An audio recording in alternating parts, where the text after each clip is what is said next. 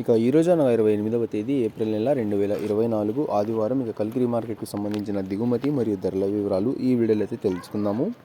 మీ అందరికీ తెలిసినదే, కల్కిరి మార్కెట్లో అయితే కేవలం 15 కిలోల బాక్సులు మాత్రమే ఉంటాయి.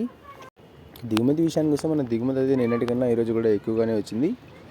ఇప్పటివరకు జరిగిన ఆశయం ప్రకారం ధరలు ఒకసారి చూసుకున్నట్లయితే మనకి జ్యూస్ కాయలు, పొడికాయలు, వెనకాయలు, టమాటాలు, థర్డ్ రకం క్వాలిటీ కాయలు వీటన్నిటిని మినహాయిస్తే, అంటే 40 రూపాయల దగ్గర నుంచి 100 రూపాయల వరకు ఈ ధరలన్నీ మినహాయిస్తే, ఈ మీడియం మరియు సెకండ్ రకం క్వాలిటీ కాయలు 100 రూపాయల నుంచి ప్రారంభమై 110, 120, 130, 140, 150 రూపాయల వరకు అయితే ఈ మీడియం మరియు సెకండ్ రకం క్వాలిటీలు అయితే వెళ్ళాయి.